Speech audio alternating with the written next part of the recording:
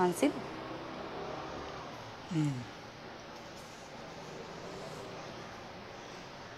අම්මා කිව්වා අපේ නෑදෑයෝ කට්ටිය ඔක්කොම එයි කියලා.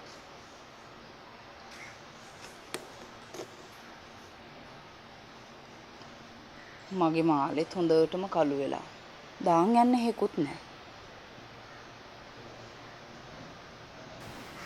මේ විතර පොලෙන් ගෙනත් දෙන්න. ඉමිටේෂන් දාන් යන්න පුළුවන් දන්නේ.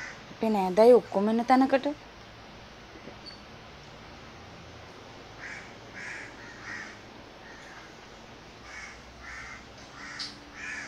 අපි රත්තරන් මාලයක් ගමුද?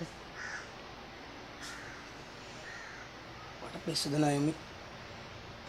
මම මේ කල්පනා කරන ගෙදර ඇඩ්වාන්ස් එක ගෙවන්න ඉල්ලගත්ත 15000 ගෙවන්න කොහොමද කියලා. මේ රත්තරන් මාලේ ගැන කතා කරනවා.